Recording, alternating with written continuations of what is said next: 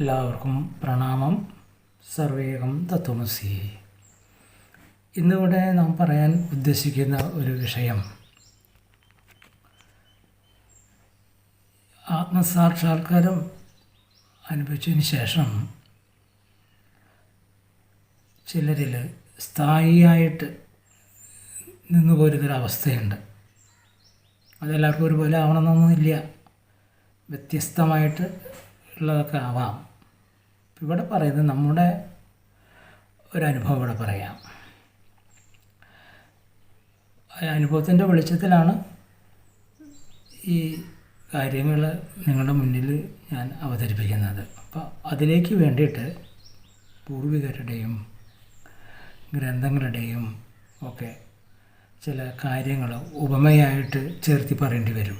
അതെന്തിനാണെന്ന് വെച്ചാൽ ഈ അവസ്ഥകൾ എടുത്ത് പറയാൻ പറ്റുന്ന അവസ്ഥകളല്ല, കാരണം അത് അനുഭവവിദ്യ ബോധ്യപ്പെടേണ്ട കാര്യമാണ്. എന്നിരുന്നാലും കേൾക്കുന്നവർക്ക് അത് മനസ്സിലാവാൻ വേണ്ടിയിട്ടാണ് ഈ ഗ്രന്ഥങ്ങളെയും ഈ ഗുരുക്കന്മാരുടെ അനുഭവങ്ങളെയൊക്കെ ചേർത്തി പറയുന്നത്. അതിനൊരു ഉപമയിലൂടെ തന്നെ തുടങ്ങാം. അതായത് നമ്മുടെ മുടിയുണ്ടല്ലോ, അതെല്ലാം ചേർത്തി പിടിച്ചിട്ട് ഒരാൾ നമ്മളെ പൊക്കി പിടിക്കുകയാണെന്ന് ധരിക്കുക. അപ്പോൾ എന്താ സംഭവിക്കുക? നമ്മളുടെ നിയന്ത്രണം വിട്ടു, അയാളുടെ കയ്യിലാണ് നമ്മളെല്ലാ നിയന്ത്രണങ്ങളും. മനസ്സിലാവുന്നുണ്ടല്ലോ? അതായത് നമ്മളുടെ മുടിയെ ചേർത്തി പിടിച്ച് കൂട്ടിക്കെട്ടിയിട്ട് നിലം തൊടാത്ത രീതിയിൽ പൊക്കി നിർത്തി കഴിഞ്ഞാൽ നമ്മളെന്താ ചെയ്യുക? നമ്മുടെ കൺട്രോൾ, നമ്മുടെ നിയന്ത്രണം വിട്ടുപോയി. അയാളുടെ പിടുത്തത്തിലാണ് നമ്മുടെ കൺട്രോൾ ഇരിക്കുന്നത്. മനസ്സിലായോ? എന്നാൽ നിലത്ത് കാല് സ്പർശിക്കുന്നുണ്ട് താനും.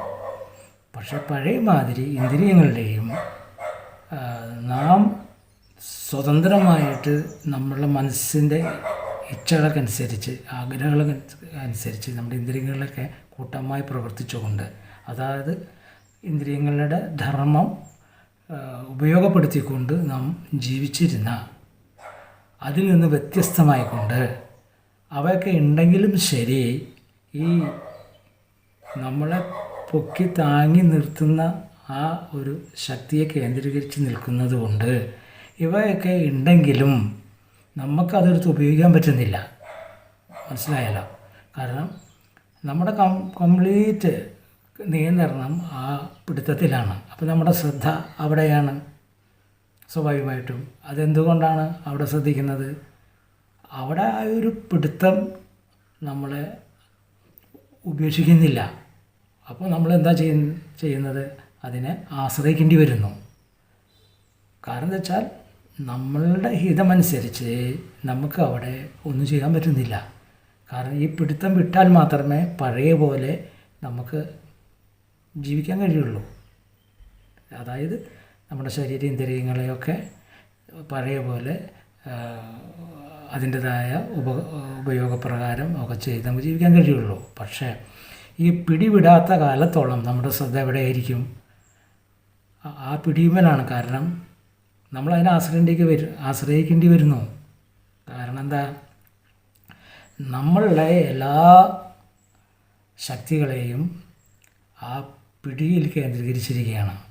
അപ്പം നമ്മളിൽ നിന്ന് ഭിന്നമായിക്കൊണ്ട്, ഞാൻ എന്ന അതിൽ നിന്ന് ഭിന്നമായിക്കൊണ്ട് മറ്റൊരു ശക്തിയെ കേന്ദ്രീകരിച്ച് നിൽക്കുന്നതിൻ്റെ പേരിൽ, അല്ലെങ്കിൽ മറ്റൊരു ശക്തിയാൽ നാം നിൽക്കുന്നതിൻ്റെ പേരിൽ നമുക്ക് ശ്രദ്ധ അങ്ങോട്ട് കൊടുക്കേണ്ടി വരും. മറ്റൊരു വ്യക്തി കടന്നു വന്ന പോലെ നമ്മളുടെ കർമ്മസ്ഥലങ്ങളിൽ, നമ്മളുടെ എല്ലാ കർമ്മകാര്യങ്ങളിലേക്കും നമ്മളിൽ നിന്ന് ഭിന്നമായിക്കൊണ്ട് ഒരു ശക്തി അല്ലെങ്കിൽ ഒരു വ്യക്തി കടന്നു വന്ന് നമ്മളെ പൊക്കി പിടിച്ച് നിർത്തി കഴിഞ്ഞാൽ എങ്ങനെയായിരിക്കുക? ഞാൻ ഉപമകളിലൂടെയാണ് ഈ പറയുന്നത് കേട്ടോ. അപ്പോൾ അത് നിങ്ങളുടെ മുന്നിൽ അത് അവതരിപ്പിക്കാൻ ഇത്തിരി ബുദ്ധിമുട്ടൊക്കെ ഉണ്ട്, എന്നാലും ഞാൻ അതങ്ങനെ പറഞ്ഞു തരികയാണ്. അപ്പോൾ നമ്മളുടെ ശരീരത്തിൽ പഴയ അവയവങ്ങളും എല്ലാം ഇന്ദ്രിയങ്ങളും ഒക്കെ ഉണ്ടും താനും. പഞ്ചഭൂതാത്മകമായിട്ടാണല്ലോ നമ്മൾ സൃഷ്ടിച്ചിരിക്കുന്നത്, അതൊക്കെ ശരിയാണ്. പക്ഷെ നമ്മളുടെ പഴയ പോലെ സ്വാതന്ത്ര്യമായി കൊണ്ട് നമുക്ക് വ്യവഹരിക്കാൻ പറ്റുന്നില്ല. കാരണം മറ്റൊരാളുടെ കൺട്രോളിൽ ആണല്ലോ നാം എന്നുള്ള ഒരു തോന്നൽ സദാ അല്ലെങ്കിൽ തോന്നിക്കൊണ്ടിരിക്കും. അപ്പോൾ ശ്രദ്ധ അതിലാണ്, അവിടെയാണ്. മറ്റത് നാം ഒറ്റയ്ക്കാണ്. ഇപ്പോൾ വേറെ ആളോട് വന്നിരിക്കുന്നു, അയാളുടെ അനുവാദം വേണ്ടി വന്നിരിക്കുന്നു. നമ്മളുടെ എല്ലാ ഭാവങ്ങളും അയാളിലാണ് ഇരിക്കണേ. നമുക്ക് ശരീരം കൊണ്ടും മനസ്സുകൊണ്ടും ഒക്കെ ചേഷ്ടിക്കണമെങ്കിൽ അയാളുടെ ഒരു സപ്പോർട്ട്, അയാളുടെ ഒരു ആവശ്യം ഉണ്ട് എന്നുള്ളൊരു തോന്നൽ സദാ നമ്മളുടെ കൂടെ ഉണ്ടാകും. മനസ്സിലായി? അതൊരു അവസ്ഥയാണ്. ഓക്കെ. അപ്പോൾ ഇന്ദ്രിയങ്ങൾ ഒക്കെ ശരീരത്തിലുണ്ടെങ്കിലും അതിന് അതിൻ്റേതായ ധർമ്മം പാലിക്കാൻ പറ്റാതെ എന്നാൽ അവ ഒക്കെ ചെയ്യുന്നുണ്ട്. പക്ഷേ അത് നമ്മളുടെ മാത്രം കൺട്രോളിലല്ല അത്. മനസ്സിലായോ? നമ്മൾ ഇന്ദ്രിയങ്ങളെ കൊണ്ട് ഓരോന്ന് ചെയ്യാൻ പ്രേരിപ്പിക്കുമ്പോഴും ഒപ്പം മറ്റൊരു ശക്തി അവിടെ ഇടപെടുന്നുണ്ട് എന്നുള്ള ഒരു തോന്നൽ എപ്പോഴും നമ്മുടെ ഉള്ളിലുണ്ടാവും. മറ്റത് നാം ആണ് അവിടെ ചെയ്തിരുന്നത്. മനസ്സിലായോ? അതാണ് നമ്മൾ അഹം എന്ന് പറയുന്നത്. ഞാൻ എന്ന് പറയുന്നത് എൻ്റെ എന്നുള്ള അത് നീങ്ങുന്നുണ്ടെന്നാണ് ഞാൻ പറയുന്നത്. എൻ്റെ അല്ല, മറ്റൊരാളും കൂടിയും അതിൽ പങ്കാളി ഉണ്ടെന്നുള്ളൊരു തോന്നൽ നമ്മളെ സദാ തോന്നിപ്പിച്ചുകൊണ്ടിരിക്കും. ഇപ്പം മനസ്സിലായല്ലോ? കുറച്ചും മനസ്സിലായിട്ടുണ്ടെന്നാണ് എനിക്ക് തോന്നുന്നത്. അതുകൊണ്ടാണ് ഞാൻ മനസ്സിലായിട്ടുണ്ടെന്നൊക്കെ ചോദിക്കുന്നത് കേട്ടോ. അപ്പോൾ ആ ഒരു അവസ്ഥ എപ്പോഴും നമ്മൾ കൂടെ ഉണ്ടാവും. അതിൽ എന്താ പിന്നെ ഒരു പ്രത്യേകത? അത് നമുക്കൊരു സുഖമാണ് താനും.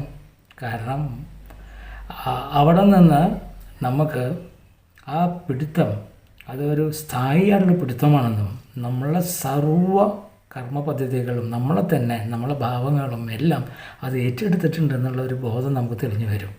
നമ്മൾ നിന്ന് കൊടുത്താൽ മതി. പിന്നെ മനസ്സിലായോ?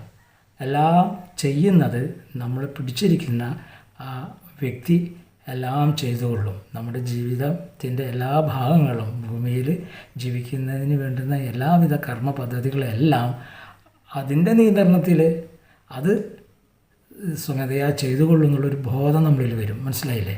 അപ്പോൾ നമ്മൾ സ്വതന്ത്രനാവുകയാണ് ആ ബോധം. മറ്റത് എല്ലാ കാര്യത്തിലും നാം തന്നെ ഇടപെട്ടിരുന്നത് അത് വിട്ടുപോയിട്ട് നമ്മളെ പിടിച്ചിരിക്കുന്ന ആ വ്യക്തിയുടെ നിയന്ത്രണത്തിൽ എല്ലാം ഭംഗിയായിട്ട് നടക്കും എന്നുള്ളൊരു തോന്നൽ സദാ നമ്മുടെ ഉള്ളിൽ വരുമ്പോഴും മെല്ലെ മെല്ലെ മെല്ലെ നമുക്ക് ഇന്ദ്രിയങ്ങളോടും നമ്മളുടെ കർമ്മ പദ്ധതികളോടുള്ളൊക്കെ ഉള്ള ബന്ധനം തന്നെ അഴിഞ്ഞു പോകും. അതിനെ ഏൽപ്പിക്കും. എന്നാൽ പിന്നെ അത് നയിക്കട്ടെ, അതിൻ്റെ ഹിതം പോലെ നടക്കട്ടെ എന്നുള്ളൊരു തോന്നൽ വരുമ്പോൾ നമ്മൾ സ്വതന്ത്രമായി. മനസ്സിലായി? പിരിമുറുക്കങ്ങളൊക്കെ പോയി. മറ്റത് നമുക്ക് പലതിനെ കുറിച്ച് ഭയങ്കര പിരിമുറുക്കമൊക്കെ ഉണ്ടാവുമല്ലോ. നാമുള്ളതൊക്കെ ചെയ്തു വന്നിരുന്നത്. ഇതിപ്പോൾ നാമല്ല ചെയ്യുന്നത്, മറ്റൊരു ശക്തി പിടിമുറുക്കിയിട്ടുണ്ട് നമ്മളെ. അതിൻ്റെ നിയന്ത്രണത്തിലാണ് നാം ഇപ്പോൾ ജീവിച്ചുകൊണ്ടിരിക്കുന്നത്, നാം പോയിക്കൊണ്ടിരിക്കുന്നുള്ളത്. മെല്ലെ മെല്ലെ മെല്ലെ നമുക്ക് ഈ സാക്ഷാത്കാരത്തിന് ശേഷം മനസ്സിലാവും.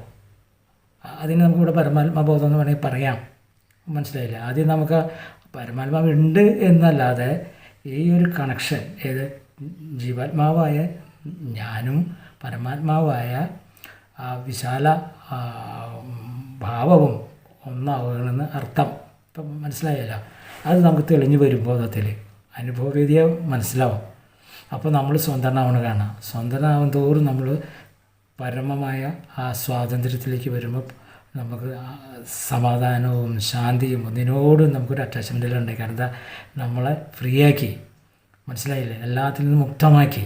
അതൊക്കെ അവിടെ ചെയ്തോളുന്നായി. അങ്ങനെ ഒരാൾ പിടിമുറുക്കിയിട്ടുണ്ട്, നമ്മളെ താങ്ങി നിർത്തുന്നുണ്ട്, അയാളുടെ നിയന്ത്രണത്തിലാണ് ഇനിയൊക്കെ അയാൾ ചെയ്തോളൂ എന്നുള്ളൊരു പൂർണ്ണ ബോധ്യം വരുമ്പോൾ നമ്മുടെ കർമ്മഫലവും നമ്മുടെ സർവ്വവും നമ്മൾ അങ്ങോട്ട് സമർപ്പിക്കുകയാണ്. അപ്പോൾ നമ്മൾ സ്വതന്ത്രരായില്ലേ? ആ സ്വാതന്ത്ര്യമായൊരവസ്ഥ ഒന്ന് നോക്കൂ. ഉദാഹരണത്തിന് നിങ്ങൾ കുറേ കർമ്മ പദ്ധതികൾ ഭൂമിയിൽ ചെയ്തുകൊണ്ടിരിക്കണം. അതിൽ കുടുംബ പരിപാലനകളുണ്ട്, നിങ്ങളുടെ കർമ്മ പദ്ധതികളുണ്ട്, നിത്യജീവിതത്തിന് വേണ്ടുന്ന കാര്യങ്ങളൊക്കെ നിങ്ങൾ ചെയ്യുന്നുണ്ടെന്ന് വിചാരിക്കുക. ഒരു സ്പൃഹത്ത് ഒരാൾ കടന്നു വരികയാണ്, കടന്നു വന്നിട്ട് അതെല്ലാം ഏറ്റെടുക്കുകയാണ്. നീ സ്വന്തമായിട്ടിരിക്കും, അതൊക്കെ ഞാൻ ചെയ്തുകൊണ്ട് എന്ന് പറഞ്ഞിട്ട് അതൊരാൾ ഏറ്റെടുക്കുകയാണെങ്കിൽ കുടുംബ ബാധ്യതകളും മറ്റു കർമ്മ വ്യവസായ പദ്ധതികളും അതൊക്കെ അയാൾ ഏറ്റെടുത്ത് നടത്തുകയാണെങ്കിൽ നമ്മൾ സ്വതന്ത്രനായില്ലേ? അപ്പോൾ എന്തായിരിക്കും നമുക്കൊരു സന്തോഷം. സ്വതന്ത്രം ഇത്ര നാൾ അതൊക്കെ ഞാൻ ചുമന്നുകൊണ്ട് നടക്കുകയായിരുന്നു, ഇപ്പോൾ അതൊക്കെ അങ്ങോട്ട് വിട്ടുപോയല്ലോ, നന്നായി, നന്ദി പറയുന്നത് പിന്നെ നമ്മൾ മനസ്സിലായില്ല. അത് നിത്യവുമാണ്. പിന്നെ ആ പിടിവള്ളി ഒരിക്കലും വിട്ടുപോകണില്ല, അത് നമുക്ക് ബോധ്യമാവും. കാരണം അത് സ്ഥായിയായിട്ടാണ്. കിടക്കുമ്പോഴും നടക്കുമ്പോഴും ഉണ്ണുമ്പോഴും ഉറങ്ങുമ്പോഴും ആലോചന ചെയ്യുമ്പോഴും ആലോചിക്കാനൊന്നും പിന്നെ നിൽക്കില്ല. കാരണം ശ്രദ്ധ അതില. ആ ശ്രദ്ധ അതിൽ നിൽക്കേണ്ടതായിട്ടുള്ള ചില രീതികൾ അവിടെ നടക്കുന്നുണ്ട്. മനസ്സിലാക്കുക? എന്താ, നമുക്ക് നല്ല ഇമ്പം നൽകുന്ന, തലയ്ക്ക് നല്ല സുഖം നൽകുന്ന ഒരു നാദം എപ്പോഴും അവിടെ നിന്ന് ആവിർഭവിച്ചുകൊണ്ടിരിക്കുന്നുണ്ട്. മനസ്സിലായില്ല? മുഴുകിക്കൊണ്ടിരിക്കുന്നുണ്ട്. സുഖം തരും നമ്മുടെ ഇന്ദ്രിയങ്ങൾക്ക്, സർവ്വകോശങ്ങൾക്കും ലയം വരുന്ന രീതിയിലുള്ള ഒരു നാദം, ഒരു സുഖം അവിടെ നിന്ന് ശിരസിൽ നിന്ന് പിടിമുറുക്കിയിരിക്കുന്ന മുകളിലാണ്. അതാണ് ഞാൻ നേരത്തെ പറഞ്ഞത്, നമ്മുടെ മുടിയാണല്ലോ. അപ്പോൾ മുടിയെ കേന്ദ്രീകരിച്ച് നിൽക്കുമ്പം തലയ്ക്ക് മുകളിലായിട്ടാണ് വരാം, അല്ലേ? ശിരസിന് മുകളിലായിട്ട് വരാം. അതാണ് മുകൾ ഭാഗം എന്ന് നമ്മൾ മനസ്സിലാക്കുന്നത്. അപ്പോൾ നമ്മുടെ ശ്രദ്ധ മുഴുവനും മുകളിലായല്ലോ. അപ്പോൾ ആ മുകളിൽ പിടിച്ചിരിക്കുന്ന ആ അവസ്ഥയിൽ നിന്ന് ആ വ്യക്തി അങ്ങനെ പിടിച്ചിരിക്കുന്നുണ്ട്, നമ്മൾ താങ്ങിയിരിക്കുന്നത്, നമ്മളെ സർവസ്വം അത് ഏറ്റെടുത്തിട്ടുണ്ട് എന്നുള്ള ആ സ്വാതന്ത്ര്യമായ ചിന്ത നമ്മളിൽ വരുമ്പോൾ, നമ്മൾ ഫ്രീ ആകുമ്പോൾ അവിടെ സുഖപ്രദമായ ഒരു നാദം സദാ മുഴങ്ങിക്കൊണ്ടിരിക്കുന്നുണ്ട്. നാദം മാത്രമല്ല, അവിടെ നിന്ന് ഈ ജലപ്രവാഹം പോലെ ജലം നാനാഭാഗത്ത് നമ്മളുടെ ശരീരത്തിൻ്റെ ഉള്ളിൽ ശിരസിൽ നിന്ന് നാനാഭാഗത്തേക്ക് ഇങ്ങനെ പ്രവഹിച്ചുകൊണ്ടിരിക്കുന്ന മാതിരി നമുക്കൊരു അനുഭവം, ഒരു തോന്നൽ സദാ ഉണ്ടായിക്കൊണ്ടിരിക്കും. അത് ആ നാദത്തോടു കൂടി ഉണ്ടാവും. അതാണ് നാദബ്രഹ്മം എന്ന് പറയില്ലേ, അത്. അപ്പോൾ അത് നമ്മൾ വേദങ്ങളിൽ പറഞ്ഞിരിക്കുന്ന ചില കാര്യങ്ങൾ ആ സമയത്ത് നമ്മുടെ മനസ്സിലേക്ക് ഓടി വരും. അതാണ് ഞാൻ നാദബ്രഹ്മം എന്ന് പറഞ്ഞത്. അതിനെയാണ് നാദബ്രഹ്മം എന്ന് പറയുന്നത്. കാരണം ബ്രഹ്മം നമ്മളെ സ്വതന്ത്രമാക്കി, നമ്മൾ ബ്രഹ്മമായി ചേർന്നു. ആ പിടിച്ചിരിക്കുന്ന പിടിവള്ളി ബ്രഹ്മാവസ്ഥയാണ്. കണ്ടോ, ഇന്നലെ വരെ നമുക്കത് പുറത്തായിരുന്നു. പക്ഷേ നമ്മൾ സാക്ഷാത്കരിച്ചപ്പോൾ ആ ബ്രഹ്മാവസ്ഥ നമ്മൾ അനുഭവിച്ചുകൊണ്ടിരിക്കണം. അപ്പോൾ ആ ബ്രഹ്മമായി മാറി. മനസ്സിലായില്ലേ? ഇവിടെ അപ്പോൾ ഞാനെന്ന ജീവാത്മാവ്, അഹം, അത് അതിനോട് ലയിച്ചു. അപ്പോൾ കേന്ദ്രമായി നമ്മൾ നിൽക്കുകയാണ്. അപ്പോൾ നമ്മളുടെ കർമ്മപദ്ധതികളെല്ലാം അവിടെ നിന്ന് ഏറ്റെടുത്തു. ഇനി നമുക്ക് കർമ്മബന്ധനങ്ങളൊന്നും ഇല്ല എന്നുള്ളൊരു അവസ്ഥയാണ് ഇവിടെ പറഞ്ഞു വരുന്നത്. മനസ്സിലായല്ലോ? അപ്പോൾ നമുക്ക് ഇങ്ങനെ ഇരുന്ന് നമ്മൾ ധ്യാനാത്മകമായി പോകും. ആ സുഖം, ആ ലയം, നേരത്തെ പറഞ്ഞല്ലോ, ആ നാദബ്രഹ്മം, അതിലേക്ക് നമ്മൾ, കാരണം നമുക്ക് വേറെ ജോലിയൊന്നുമില്ല. നമ്മുടെ ജോലിയൊക്കെ അവിടെ നിന്ന് ഏറ്റെടുത്ത് നമുക്ക് കർമ്മ പദ്ധതികളും ഇതൊന്നും ഇല്ലല്ലോ, സ്വതന്ത്രമായല്ലോ. അപ്പോൾ എല്ലാത്തിൽ നിന്നും സ്വതന്ത്രമാകുമ്പോൾ നമ്മൾ ആ നാദത്തിലേക്ക് മാത്രം ശ്രദ്ധ പോകുന്നു. എന്നാൽ ശരീരത്തിൻ്റെ ഇന്ദ്രിയങ്ങളെല്ലാം, ശരീരത്തിനോട് ബന്ധപ്പെട്ട് നിൽക്കുന്ന ഇന്ദ്രിയങ്ങളെല്ലാം അതിൻ്റേതായ കർമ്മങ്ങൾ വേണ്ടുന്ന വിധം ചെയ്യുന്നുണ്ട്. പക്ഷെ അത് നമ്മുടെ നിയന്ത്രണത്തിലല്ല, ഞാൻ എന്ന ജീവാത്മാവിൻ്റെ നിയന്ത്രണത്തിലല്ല, മറിച്ച് ആ പരമാത്മാവിൻ്റെ നമ്മളെ പിടിച്ചിട്ടുണ്ടല്ലോ അതിൻ്റെ നിയന്ത്രണത്തിലാണ് നടക്കുന്നത്. അപ്പോൾ നമുക്ക് ഇന്ദ്രിയങ്ങളുള്ള സദ്യം വേണ്ട, അത് അതിൻ്റെ വഴിക്കാണ് നടന്നുകൊള്ളും, സ്വതന്ത്രമാണ്. അപ്പം മറ്റേത് അതിനൊക്കെ നമ്മൾ വളരെ ശ്രദ്ധിച്ചിരുന്നു, ശുശ്രൂഷിച്ചിരുന്നു, പരിപാലിച്ചിരുന്നൊക്കെ ഉണ്ടായിരുന്നല്ലോ. പല കാര്യങ്ങളുണ്ട്. കണ്ണിൻ്റെ എന്തെങ്കിലും സംഭവിച്ച പ്രശ്നമായി ഇങ്ങനെയൊക്കെ ഉണ്ടല്ലോ. ആ വക പേടിയൊന്നും പിന്നെ ഇല്ല. അതൊക്കെ അവിടെ നിന്ന് കറക്റ്റായി തരും, കറക്റ്റാവുകയും ചെയ്യും. നമുക്ക് എന്തെങ്കിലും ഇതിലൊക്കെ ഒരു വിഷയം വന്നാൽ തന്നെ നമ്മൾ ക്ഷമയോട് കാത്തിരുന്ന് ആ അവസ്ഥയ്ക്ക് വിട്ടുകൊടുത്താൽ അത് കറക്റ്റാക്കി തരും. അത് മെയിൻറ്റെയിൻ ചെയ്ത് തരും. അത് കാലം കൊണ്ടാണ് അത് കറക്റ്റാക്കി തരുന്നത്. ഇതൊക്കെ അനുഭവത്തിൻ്റെ അവസ്ഥയാണ് കേട്ടോ. ആദ്യമൊക്കെ നമ്മൾ എങ്ങനെയാണ് വേഗം മരുന്നിൻ്റെ പിന്നാലൊക്കെ പോകാനാണ്, പേടിയാണ്. പിന്നെ പേടിയില്ല. കാരണം എന്താ, അതായിക്കോട്ടെ, കുഴപ്പമില്ല, അത് പിടിച്ചിരിക്കുന്ന ആളുണ്ടല്ലോ അത് ശരിയാക്കി തന്നോളും എന്നുള്ളൊരു ബോധം എപ്പോഴും നമ്മുടെ ഉള്ളിൽ ഉണ്ടാകും. അപ്പോൾ മനസ്സിലായല്ലോ? അപ്പോൾ ഇങ്ങനെ പോകുമ്പോൾ ഇതിനെ നമുക്ക് ഈ കൈലാസം എന്ന് പറയുന്ന അവസ്ഥയുണ്ട്. അതായത് ഹിമാലയത്തിൽ ഉള്ളതാണല്ലോ കൈലാസം. അവിടെയാണല്ലോ ശിവ പാർവതി സമേത ജീവിച്ച് പോകുന്നതായിട്ടുള്ളതും അവിടെയാണല്ലോ ശിവൻ വസിക്കുന്നതും. ശിവത്തിൻ്റെ ആസ്ഥാനമാണ് കൈലാസം എന്നൊക്കെ നമുക്ക് എല്ലാവർക്കും അറിയാം. ആ കൈലാസത്തിൽ മാനസ സരസ് എന്ന് പറഞ്ഞൊരു തടാകമുണ്ട് അത്രേ. ആ തടാകത്തിൽ നിന്ന് ഗംഗ വർഷിക്കുന്നതാണ് പറയുന്നത്. അത് വാസ്തവമാണോ അല്ലയോ നമുക്കറിയില്ല.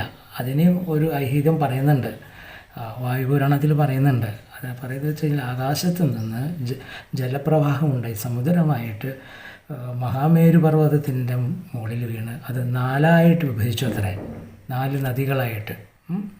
പുരാണത്തിൽ പറയുന്ന ഒരു കാര്യമാണ് ഇവിടെ ഞാൻ പറയുന്നത്. അത് നമ്മളുടെ ഈ ഒരു മനോഭാവം ഉണ്ടല്ലോ, അതായിട്ട് ചെറിയൊരു ബന്ധം വരുന്നുണ്ട്, ഒരു ഭാവന അതായിട്ട് വരുന്നുണ്ട്. അത് വ്യക്തമാക്കാനാണ് ഈ വിഷയം ഞാനിവിടെ ചേർത്തി പറയുന്നത്. അത്രയേ ഉള്ളൂ കേട്ടോ.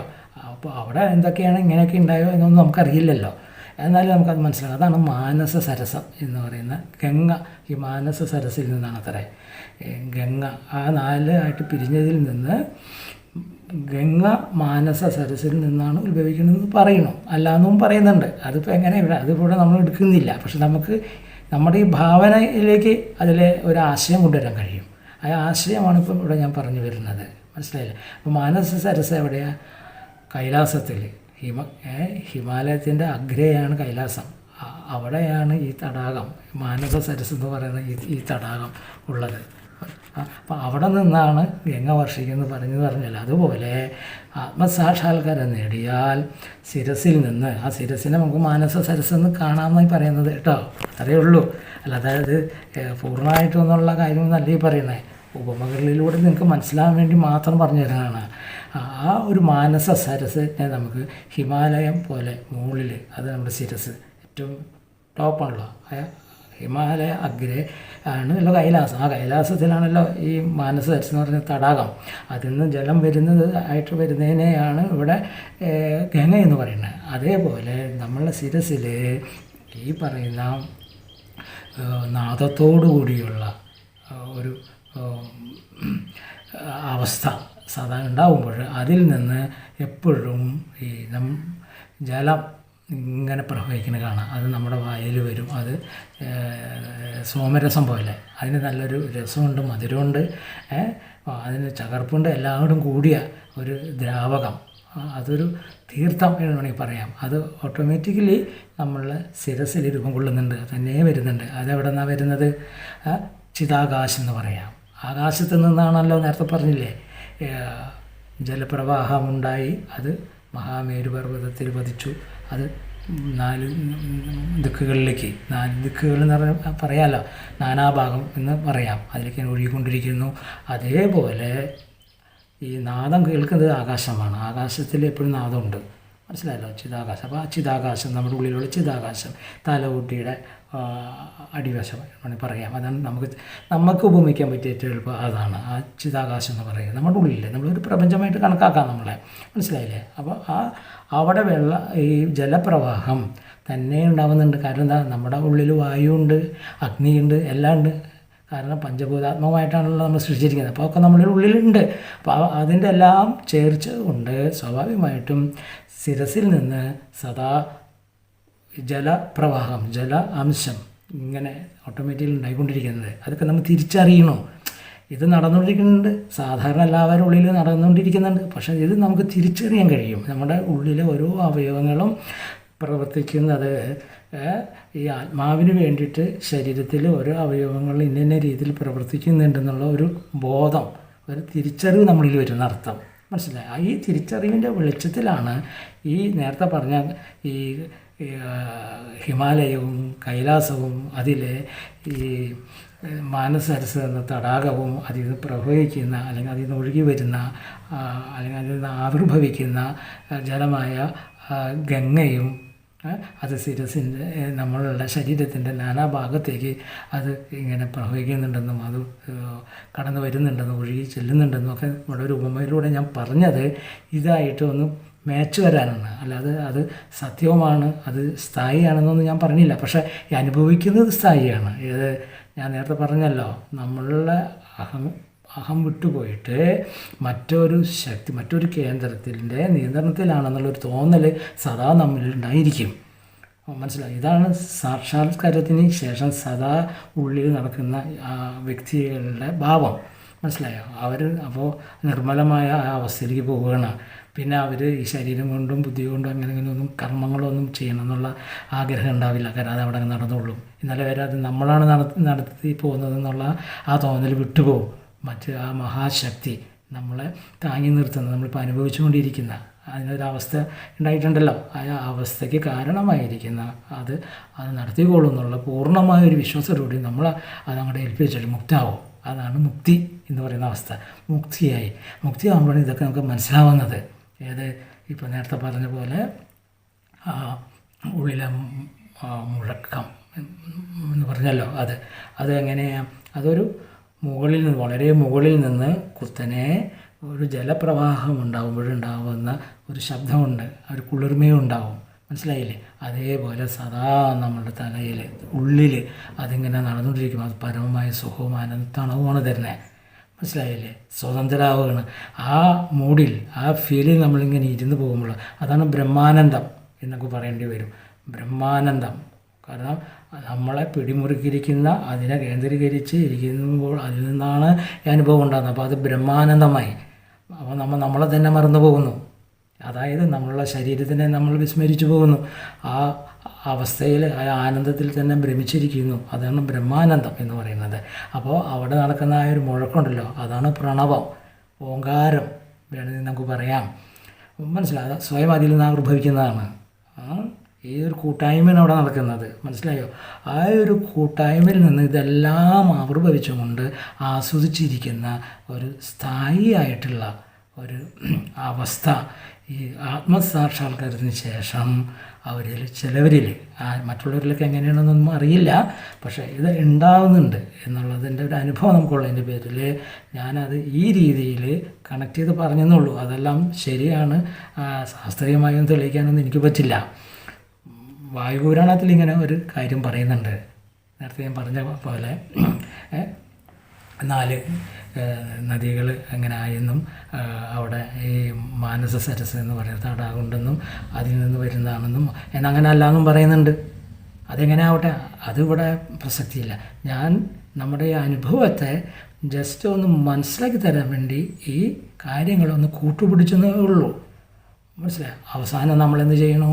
ആ ലയത്തിലേക്ക്, ആ ആനന്ദത്തിലേക്ക്, ആ നിർവൃതിയിലേക്ക്, ആ പരപാവനമായ ഒരവസ്ഥയാണ്, നമ്മെല്ലാം വിസ്മരിച്ചൊരവസ്ഥയാണ്. അതിലേക്ക് ആണ്ടിങ്ങനെ പോകും. അപ്പോൾ നമ്മൾ ഈ പറയുന്ന എല്ലാം ഉപേക്ഷിച്ച് നമ്മളൊരു ശൂന്യമായ, എല്ലാം ശൂന്യമായ സുഖപ്രദമായ ഒരു മാനസിക വികാസത്തിൻ്റെ ഒരു അവസ്ഥയിൽ നമ്മിങ്ങനെ ലയിച്ച് ഇങ്ങനെ ഇരുന്ന് പോയിക്കൊണ്ടിരിക്കും. മനസ്സിലായില്ല? കാലങ്ങൾ പോണത് അറിയില്ല. ശരീരത്തിന് വാർദ്ധക്യം വരുമെന്നൊന്നും നമ്മൾ അറിയണില്ല. ഒന്നും അറിയണില്ല. ഭാവി, ഭൂതം, വർത്തമാനമൊന്നും അറിയില്ല. ഒന്നും അറിയില്ല. മനസ്സിലായില്ല? പരിപാവനമാകും, പരിശുദ്ധമാകും. അവിടെ നമ്മൾ ഭാവി, ഭൂതം, വർത്തമാനത്തിലൊക്കെ ഉണ്ടാകുന്ന ഒരുപാട് പ്രതീക്ഷകളും ഭൂതകാലത്ത് നഷ്ടപ്പെട്ടു പോയതും അവയെക്കുറിച്ചുള്ള ദുഃഖങ്ങളും മനസ്സിലായില്ലേ? പിന്നെ വർത്തമാനകാലത്തിലെ ആകാംക്ഷയും ഇതൊന്നും ഉണ്ടാവില്ല, ഇതൊന്നുമില്ല. അതൊക്കെ നമ്മളെ പിടിമുറുക്കിയിരിക്കുന്ന ആ സത്യമായ അവസ്ഥയെ അതിൽ സമർപ്പണം ചെയ്തു നമ്മൾ സ്വതന്ത്രമാവും. ആ സ്വാതന്ത്ര്യ അവസ്ഥയാണ് വാസ്തവം പറഞ്ഞു കഴിഞ്ഞാൽ മുക്തി, ആത്മാവിൻ്റെ മുക്തി. മനസ്സിലായില്ലേ? ആത്മാവ് അതിൻ്റെ പരമാത്മാവിൽ ലയിച്ചിരിക്കുന്നു, സ്വസ്ഥാനമായ അവസ്ഥയിൽ ലയിച്ചിരിക്കുന്നു. അതിൻ്റെ അടിസ്ഥാനം തത്വമേതെന്നാണോ അതിൽ ലയിച്ചു. മനസ്സിലായില്ലേ? അപ്പോൾ കർമ്മവാസനകളെല്ലാം മറ്റുപോയതിന് ശേഷമാണ് നമ്മുടെ ഉത്തരവാദിത്തങ്ങൾ. നമ്മളിവിടെ മാനുഷികമായി ജീവിച്ചിരുന്ന സമയത്ത് ഏതെല്ലാം കാര്യങ്ങളിൽ ബന്ധപ്പെട്ട് വിഷമിച്ചൊക്കെ നിന്നിരുന്നോ അതൊക്കെ പോയി മുക്തമായി, സ്വതന്ത്രമായി, വിശാലമായി, അനന്തമായി. മനസ്സിലായില്ലേ? നമ്മളുടെ ബോധതലം ആ ഒരു അവസ്ഥ സ്ഥായിയായിട്ട് ഈ ആത്മസാക്ഷാത്കാരം കിട്ടിയ വ്യക്തികളിൽ ഉണ്ടാവാൻ സാധ്യതയുണ്ട് എന്ന് അനുഭവവേദ്യ നമ്മിൽ നടന്നുകൊണ്ടിരിക്കുന്ന ഒരു അവസ്ഥ. ഇപ്പോൾ അങ്ങനെയാണ് ഞാൻ നിങ്ങളോട് സംസാരിക്കുന്നുണ്ടെന്നുള്ളൂ. മനസ്സിലായില്ലേ? ഇങ്ങനെയുള്ള അവസ്ഥകൾ നമ്മൾ അനുഭവിച്ചുകൊണ്ടിരിക്കുന്നുണ്ട്. അതെല്ലാവർക്കും ഉണ്ടായിരിക്കും എന്നാണ് തോന്നുന്നത്. അത് ഉണ്ടാവേണ്ട ഒരു വഴി എങ്ങനെയൊക്കെയാണ് എന്ന് പല രീതിയിൽ നമ്മുടെ ഉള്ളിൽ തെളിഞ്ഞു വന്ന വിഷയങ്ങളാണ് നിങ്ങളോട് പങ്കുവയ്ക്കുന്നതും ഇവിടെ നമ്മൾ കൃതികളായിട്ടൊക്കെ എഴുതി വച്ചിരിക്കുന്നതും. മനസ്സിലായല്ലോ? അപ്പോൾ ഇതൊരു ഉപമയിലൂടെയാണ് പറഞ്ഞിരിക്കുന്നത്, ഈ മാനസ സരസ്. എന്നാൽ അതിനെ മറ്റൊരു രീതിയിലൂടെ പറയുന്നുണ്ട്. ഹംസങ്ങളുടെ തടാകം എന്ന് പറയുന്നുണ്ട്. ഹംസങ്ങളുടെ തടാകം എന്ന് പറയുന്നുണ്ട്. അങ്ങനെ വരുമ്പോൾ യോഗികളുടെ ചിത്തത്തിൽ ഒരു പ്രക്രിയ നടക്കുന്നുണ്ട്. ഇത് തന്നെ ഈ ആത്മസ്വാതന്ത്ര്യം വന്നതിന് ശേഷം അവിടെ ബോധതലത്തിൽ അവിടെ അതിനെ നമുക്ക് ഒരു മാനസ സരസ് എന്ന് അതിനെ വേണമെങ്കിൽ വിശേഷിപ്പിക്കാം. മനസ്സിലായല്ലോ?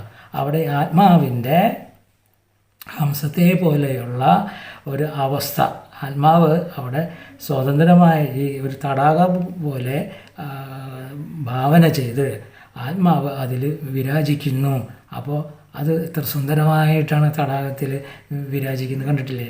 ഈ ഒരു തടാകത്തിൽ ഹംസങ്ങൾ അങ്ങോട്ടും ഇങ്ങോട്ടും ഒക്കെ സുന്ദരമായിട്ട് ഇങ്ങനെ അതിങ്ങനെ വിചാരിക്കുന്നത് കാണാം. അതേപോലെ ഉള്ളൊരു അവസ്ഥ വേണമെങ്കിൽ നമുക്ക് തോന്നുന്ന വിധത്തിൽ വേണമെങ്കിൽ നമുക്ക് ആ രീതിയിലൂടെയും വേണമെങ്കിൽ കാണാം. അപ്പോഴും അവിടെ മാനസ സരസ് എന്ന് പറയുന്ന ഒരു അവസ്ഥയെ നമുക്ക് അവിടെ ഉദ്ധരിക്കുന്നത് കൊണ്ട് തെറ്റില്ല എന്നും കൂടി കാണേണ്ടി വരും. ആ സമയത്ത്, അങ്ങനെ ഒരു സമയത്ത് 10-30 കൊല്ലം മുന്നേ ഞാൻ ആ അവസ്ഥയിൽ ഞാനൊരു പാട്ടുപാടി ആദ്യമായിട്ട് എഴുതിയതാണ്. അന്ന് അത് ഞാൻ ഈ സമയം അത് നിങ്ങളുടെ മുന്നിൽ ഒന്ന് ചൊല്ലാനൊന്ന് ശ്രമിക്കാം. ഇവിടെ ഇപ്പോൾ നാം ചൊല്ലാൻ പോകുന്നത്, ഇവിടെ അർച്ചനകൾ, സഹസ്രനാമങ്ങൾ, മന്ത്രങ്ങൾ, ക്ഷേത്രങ്ങൾക്ക് വേണ്ടുന്ന പൂജാവിധി കർമ്മങ്ങൾ, അതിന് വേണ്ടുന്ന ശ്ലോകങ്ങൾ, കാര്യങ്ങൾ അതും ഇതായിട്ടൊരു ബന്ധമില്ല. ഇത് മനസ്സിൽ തോന്നിയ ഒരു ചെറിയ ഒരു ഭാവന അതിങ്ങനെ ചൊല്ലിയെന്നുള്ളൂ. അതിൽ ഈ പറയുന്ന ഭാവങ്ങളൊന്നും അതിലേക്ക് വരുന്നില്ല കേട്ടോ. എന്നാലും ഞാൻ അതൊന്നും ചൊല്ലാൻ ശ്രമിക്കാം. നിത്യനിദാനന്ദ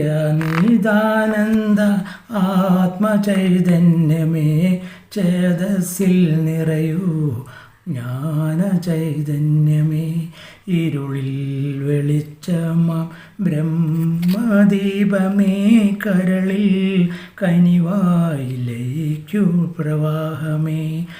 നിത്യനിദാനന്ദ ആത്മചൈതന്യമേ ചേതസ്സിൽ നിറയൂ ജ്ഞാനചൈതന്യമേ, വിടർന്നു കൊഴിയുന്ന ദിനങ്ങളിലെ സ്മൃതികളിൽ നീ സാക്ഷിയായി മാറിടുന്നു.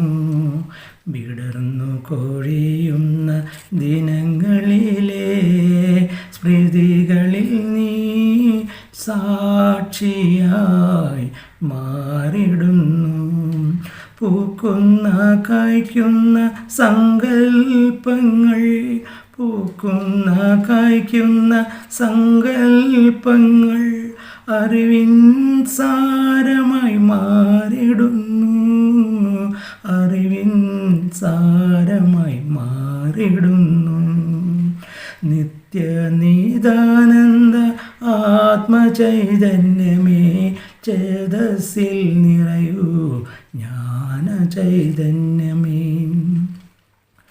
മനസ്സിൻ്റെ മായ മറനീക്കിയൻ മാനസാന്തര ശാന്തിയാറ്റിൽ, മനസ്സിൻ്റെ മായ മറനീക്കിയൻ മാനസാന്തര ശാന്തിയാറ്റിൽ, നീന്തി തുടിക്കുമെൻ ആനന്ദഹംസമേ, നീന്തി തുടിക്കുമെൻ ആനന്ദഹംസമേ, നിൽക്കൂ നീ ജീവിത യാത്രാന്ത്യം വരെ, നിൽക്കൂ നീ ജീവിത യാത്രാന്ത്യം വരെ. നിത്യനിദാനന്ദ ആത്മചൈതന്യമേ ചേതസ്സിൽ നിറയൂ ജ്ഞാനചൈതന്യമേ, ഇരുളിൽ വെളിച്ചമ ബ്രഹ്മദീപമേ, കരളിൽ കനിവായി ലയിക്കൂ പ്രവാഹമേ. ഇതായ അവസരങ്ങളിൽ ഇങ്ങനെ ധ്യാനാത്മകമായി പോകുമ്പോൾ ഉള്ളിൽ സർവ്വകെട്ടുകളെല്ലാം അഴിഞ്ഞ് ആത്മാവ് സാന്നിധ്യം സർവ്വബന്ധനങ്ങളിലെല്ലാം നിന്ന് മുക്തമായിക്കൊണ്ട് അങ്ങനെ ഇരുന്ന് ലയിച്ചു പോകുമ്പോൾ മനസ്സിൽ തോന്നിയ ഒരു ഭാവനയാണ് ഇങ്ങനെ ഒന്ന് പാടാനായിട്ട് തോന്നിയത്. അത് അങ്ങനെ ഞാൻ എഴുതി വെച്ചെന്നുള്ളൂ. അതിപ്പോൾ ഈ സന്ദർഭത്തിൽ അത് അങ്ങനെ ഒന്ന് നിങ്ങളുടെ മുന്നിൽ ഞാൻ അവതരിപ്പിച്ചതാണ് മാത്രമാണ്. അതുപോലെ തന്നെ ഇപ്പോൾ പാടിയ ആ ഒരു പാട്ടിൻ്റെ ലാസ്റ്റ് 4 വരികളിൽ വരുന്നുണ്ടല്ലോ, 4 വരികൾ പറയുന്നതിൽ ചില ഭാവങ്ങൾ വരുന്നുണ്ട്. അതിൽ ഞാൻ ഈ പറയുന്ന എൻ്റേതായിട്ടുള്ളൊരു മാനസ സരസ് അതിൽ ഞാൻ കാണുന്നുണ്ട് ഭാവനയിൽ. മനസ്സിലാക്കണം. കാരണം ഇത് എഴുതാനുണ്ടായ പ്രചോദനം, ഞാൻ അനുഭവിക്കുന്ന ആനന്ദം അന്ന് എനിക്ക് ഇന്നത്തെ മാതിരിയൊന്നും തിരിച്ചറിവായിട്ടില്ല. തുടക്കമാണ്, 30 കൊല്ലത്തിന് മുന്നുള്ള കാര്യമാണ് ഞാൻ ഈ പറയണേ. അപ്പോൾ നിർവൃതിയിൽ ഇങ്ങനെ പോകുമ്പോൾ ഞാൻ എവിടേക്കാണ്, എന്താണ്, ഏതവസ്ഥയിലാണെന്നൊക്കെ ഇങ്ങനെ ആനന്ദത്തിൽ ഇങ്ങനെ ഇരിക്കുമ്പോൾ ഇങ്ങനെ ഉള്ളിൽ വരുന്ന ഭാവനകൾ ഇതുമാതിരി കുറേ എഴുതിയിട്ടുണ്ട്. അതൊക്കെ ഇവിടെ സ്റ്റോർ ചെയ്ത് വെച്ചിട്ടുണ്ട്, പലതും ഒരുപാട് എഴുതിയിട്ടുണ്ട്. അപ്പോൾ അതിൽ പ്രധാനപ്പെട്ട ഒരു, നേരത്തെ ഈ മാനസരസിനെ കുറിച്ച് പറഞ്ഞല്ലോ, അത് ഇതായിട്ടൊരു ബന്ധം ഈ 4 വരിയിൽ വരുന്നുണ്ട്. അങ്ങനെ മനസ്സിൻ്റെ മായ മറനീക്കിയൻ മാനസാന്തര ശാന്തിയാറ്റിൽ. മനസ്സിൻ്റെ, കണ്ടോ, മനസ്സിൻ്റെ മായ മറനീങ്ങിയ, അതാണ് ശാന്തിയായ ആറ്റ്, അതാണ് തടാകം, അതാണ് മാനസ സരസ് എന്ന തടാകം എന്ന് ആ സമയത്ത് ഇങ്ങനെ തോന്നിയിട്ടുണ്ട്. മനസ്സിലായല്ലോ. അവിടെ അത്രയ്ക്കും ശാന്തമായ ഒരു ഭാവത്തിലേക്ക് പോകുന്നുണ്ട്. എല്ലാ പ്രശ്നവും എല്ലാം നിവർത്തി, എല്ലാം ഒഴുകി, എല്ലാം പോയതിന് ശേഷം ഉണ്ടാകുന്ന ഒരു അവസ്ഥയാണ്, അതാണ് ശാന്തി. അവിടെ ശാന്തി 6 എന്ന് പറയുന്നുണ്ടല്ലോ, നോക്കൂ. മനസ്സിൻ്റെ മായ മറനീക്കിയൻ മാനസാന്തര ശാന്തിയാറ്റിൽ നീന്തി തുടിക്കുമൻ ആനന്ദഹംസമേ. അപ്പോൾ അവിടെ ആത്മാവ് ആണ് ആ ശാന്തിയാറ്റിൽ ഇങ്ങനെ നീന്തി തുടിക്കുന്ന മാതിരി. കാരണം ഒരു ബന്ധനങ്ങളില്ല. ഞാനെന്ന ഭാവം പോയപ്പോഴേ അവിടെ ആത്മാവ് മാത്രം നിർവൃതി കൊള്ളുന്നു. അത് ഈ ശാന്തമായ അന്തരീക്ഷത്തിൽ, ആ നിർവൃതിയിൽ അതിങ്ങനെ ഒഴുകി നടക്കുന്ന മാതിരി തോന്നുന്നു. അതൊരു ബ്രഹ്മമാണ് കേട്ടോ. നമ്മുടെ ശരീരത്തിനെ അത് ഏറ്റെടുക്കുന്ന സമയമൊക്കെ ഉണ്ട്. അവിടെ ഒരുപാട് ഭാവങ്ങളും പ്രക്രിയയുള്ള സമയത്ത് ശരീരം ആത്മാവൊക്കെ നടക്കുന്നുണ്ട് കേട്ടോ. അതൊക്കെ ഇതിൽ ചുരുക്കി ഇങ്ങനെ വന്നതിൻ്റെ പേരിൽ അതിൻ്റെ അനുഭവത്തിൻ്റെ ഭാവമാണ് ഈ ശ്ലോക കൃതികളിൽ ഇങ്ങനെയുള്ള വരികളിൽ വരുന്നത് കേട്ടോ. അല്ലാതെ വെറുതെ ആ ഒരു യുക്തിയിൽ വെറുതെ അങ്ങോട്ട് എഴുതി വെച്ചിട്ടുണ്ടല്ല, അത് അനുഭവം കൊണ്ട് വന്നിട്ടുള്ള കാര്യങ്ങളാണ് അത്.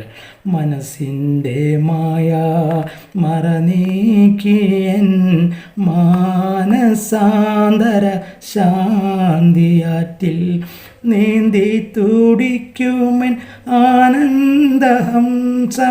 അത് ആത്മാവാ. നോക്കൂ, നീന്തി തുടിക്കുമൻ ആനന്ദഹംസമേ. നിൽക്കും നീ ജീവിത യാത്രാന്ത്യം വരെ. ശരീരത്തിൽ ഇരുന്നു കൊണ്ട് യാത്ര ചെയ്യുന്ന നിമിഷം വരെയും നിൻ്റെ ആനന്ദം, ആത്മാവാകുന്ന ശരീരം ഉപേക്ഷിച്ച് പോകുന്ന അവസ്ഥ വരെ നിൽക്കൂ എന്ന് ഭാവന കൊണ്ട് അങ്ങനെ പറഞ്ഞു പോകുന്നതാണ്. മനസ്സിലായോ? അതാണ് ഈ പാട്ടിൽ വന്നിരിക്കുന്ന ഭാവാർത്ഥം. ഞാനങ്ങനെ പറഞ്ഞെന്നുള്ളൂ. ഒന്ന് യുക്തിയിലല്ല വന്നിരിക്കുന്നത്, ഉള്ളിൽ വന്നിരിക്കുന്ന പല ഭാവങ്ങളിൽ തോന്നിയിരിക്കുന്ന പല ഇതേമാതിരി കീർത്തനങ്ങൾ. നേരത്തെ പറഞ്ഞ മന്ത്രങ്ങളും കാര്യങ്ങളൊന്നും ഇല്ല, അതൊന്നല്ല കേട്ടോ, അതൊക്കെ വേറെ സംഭവങ്ങളാണ്. അതുകൂടാതെ ആത്മനിർവൃതിയാൽ വരുന്ന കുറേ കാര്യങ്ങൾ ഇതുപോലെ എഴുതി വെച്ചിട്ടുണ്ട്. അത് വേറൊരു സന്ദർഭത്തിൽ നിങ്ങളെ പരിചയപ്പെടുത്താൻ ഞാൻ ശ്രമിക്കുക. ഓം ശാന്തി ശാന്തി ശാന്തി.